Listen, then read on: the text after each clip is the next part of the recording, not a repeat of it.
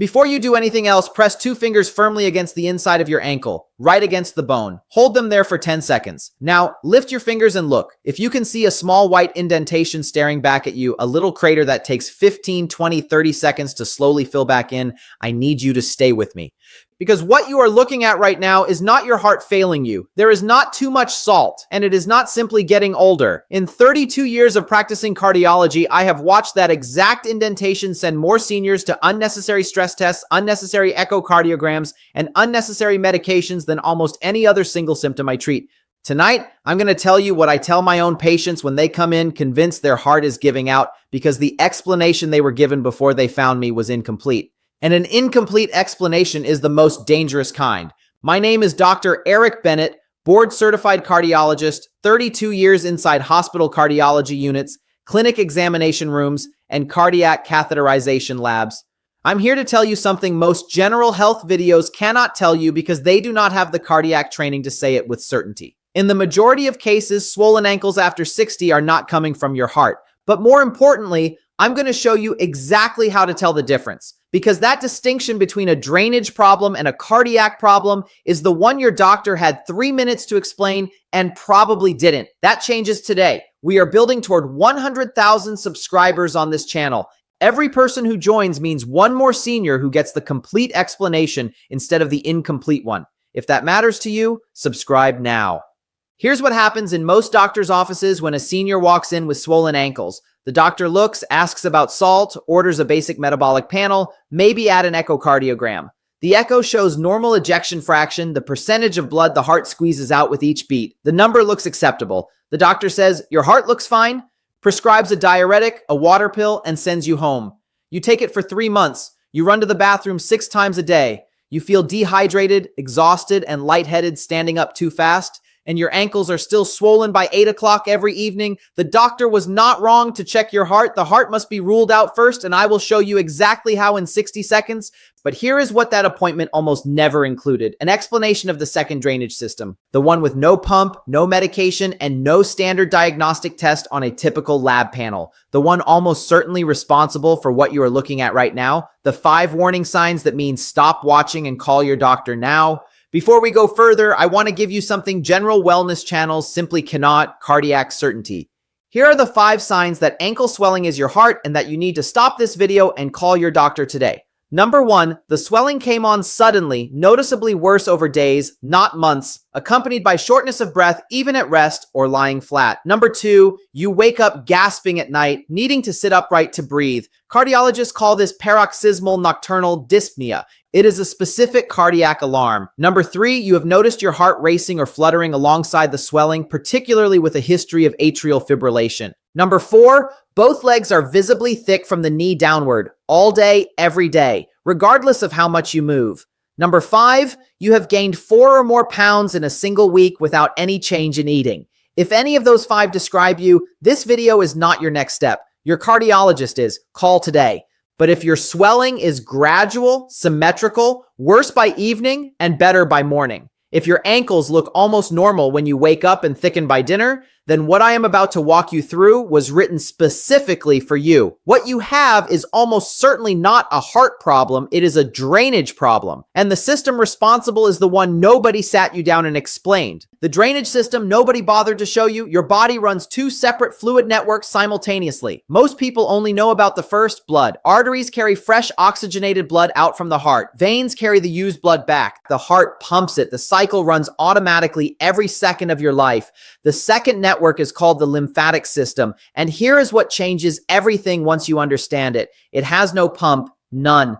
0. Your lymph fluid, a pale, clear liquid that constantly seeps out of your tiniest blood vessels into surrounding tissue, has no heart driving it forward. It bathes your cells, collects cellular waste, excess protein, dead bacteria, and excess water. Then it must be returned to your bloodstream through an entirely separate network of vessels called lymph capillaries and lymph ducts. 2 full liters every single day with no pump to move it. Think of your lymphatic system as a municipal drainage canal running through your city.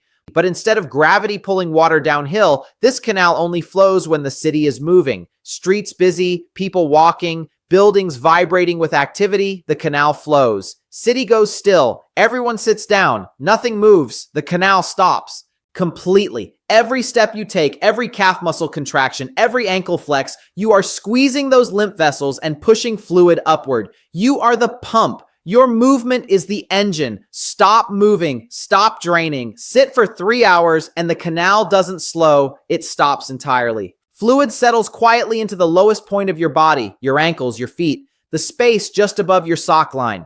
At 30, this was a minor inconvenience. Your lymph vessels were elastic, the valves tight and efficient. A 10-minute walk restarted everything. After 60, 3 things change at once, quietly, without announcing themselves. The lymph vessel walls stiffen, the valves begin to leak backward, and the connective tissue around your ankles, the biological scaffolding holding fluid in its proper compartments, loses its elasticity and begins acting more like a sponge than a container. Fluid seeps out faster, the system drains it slower, the math stops working, and the reservoir grows. I want to tell you about a patient I will call Margaret, 71 years old, retired nurse from outside Philadelphia, 40 years of night shifts, long corridors, and compression stockings, the kind of woman who spent her entire career on her feet and now watched those same feet swell by 3 o'clock every afternoon. Margaret came to my office not because of her ankles. She came because her previous cardiologist had told her the swelling was early heart failure. Place her on a diuretic, and she had been taking it for 8 months. 8 months of running to the bathroom, 8 months waking up dehydrated, 8 months of ankles that looked exactly the same by evening as the day she started the medication. I sat with her for 40 minutes and ordered something her previous workup had not included, a detailed lower extremity venous and lymphatic assessment alongside her cardiac imaging. Her echocardiogram showed with ejection fraction of 64%. Her heart was not failing. It had never been failing. But Margaret said one thing that unlocked the entire picture. The strangest thing is, the 1 week I visited my grandchildren in Boston and walked everywhere, my ankles were almost completely normal by the end of the trip. That was the clue. Movement-dependent swelling. Better with walking, worse with sitting. Normal heart function. Normal kidney function. Mild venous changes. Nowhere near severe enough to explain what she was experiencing. What Margaret had was lymphatic drainage insufficiency that no diuretic could address because the fluid was not in her bloodstream where diuretics work. It was in her tissues, in the interstitial space between cells, a completely different compartment that pills cannot reach. I took her off the diuretic. I gave her the protocol I'm about to give you. By the end of week 1, her sock marks were gone before breakfast. By the end of week 2, she was sleeping through the night. By the end of week 3, she wore a pair of shoes she had not been able to close for 2 years. Her heart had not changed. Her prescriptions had not changed. What changed was that her lymphatic system was finally receiving the mechanical input it had been missing and responding exactly the way it was designed to respond. The self-test I want you to do right now. 2 tests right now, 60 seconds total. Test 1, the pit test. Find the bony ridge along the front of your shin about 4 inches above your ankle. Press your thumb firmly into the soft tissue beside that bone. Hold for 15 seconds. Lift your thumb and watch. A visible indentation lasting 10 seconds or longer means pitting edema. Grade 1 is a shallow dent lasting 10 to 30 seconds. Grade 2, a deeper dent lasting up to a minute. Grade 3, a significant dent lasting over a minute. Write down your grade. You will retest in 14 days. The change is measurable, and in most cases, it will surprise you. Test 2, the skin pinch test. Pinch the skin on the top of your foot just behind your second toe between your thumb and forefinger. If you can lift it into a fold, your lymphatic system is still moving fluid reasonably well. If the skin feels fused to the foot beneath, impossible to lift, that is a positive stemmer sign, a clinical indicator of advanced lymphatic congestion. The protocol I am about to give you is not optional for you. It is urgent. Note both results. Keep watching the 3 accelerants. Before the solution, understand what is making this worse. Most seniors over 60 do all 3 of these daily without realizing the damage. Number 1, the first is hidden sodium. Not the salt shaker, the invisible sodium inside processed cheese, cured meats, canned soups, store-bought bread, condiments, and frozen dinners. Sodium pulls water from your bloodstream into surrounding tissue. Your body holds approximately 4 cups of additional water for every gram of excess sodium. Most seniors are consuming double what they believe, not from carelessness, but because manufacturers put it where nobody checks. Number 2, the second is the evening recliner. The hours between 7 o'clock and 10 o'clock at night, the hours you finally sit down, are the hours your legs accumulate the most fluid. 3 hours of near total immobility after your largest meal creates the worst possible conditions for sleep. When you lie down at 10 o'clock, accumulated ankle fluid loses gravity's hold and begins reabsorbing into your bloodstream. Your heart receives an unexpected volume surge. Your kidneys go into overdrive. You wake at 2 o'clock in the morning, then 4 o'clock, then 5 o'clock, exhausted before the next day begins. Number 3, the third is the 1 glass of wine. A single evening serving of alcohol dilates capillary walls, increases the rate fluid leaks into surrounding tissue, and suppresses the antidiuretic hormone that tells your kidneys to slow overnight urine production. 1 glass, measurably worse ankles by morning, and fragmented sleep that cascades into cardiac stress the following afternoon. The 5-minute protocol. This is what Margaret did. This is what I give every patient whose assessment points to lymphatic drainage insufficiency. 5 components, each targeting a specific failure point in the system. Morning before your feet touch the floor, 30 ankle pumps while still lying flat. Point toes down, flex them back up toward your face. 30 repetitions, 45 seconds. This restarts lymphatic flow after 8 hours of stillness and prevents the morning fluid surge that rushes downward the moment you stand. Daytime, the hourly reset. Every hour of sitting, perform 20 calf raises. Heels on the floor, lift toes upward, lower back down, 30 seconds, set a quiet alarm.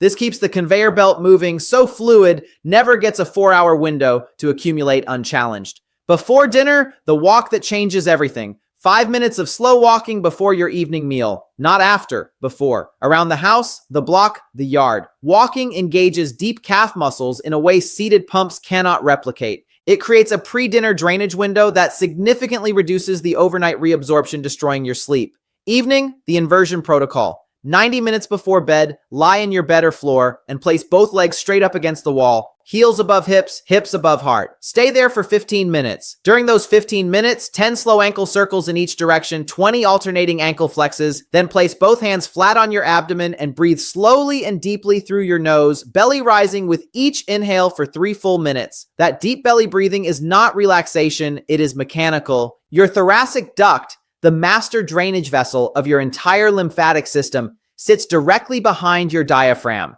Every deep breath physically compresses and releases that duct, pumping lymph fluid upward into your bloodstream. You are using your own breathing as the pump your lymphatic system was never given.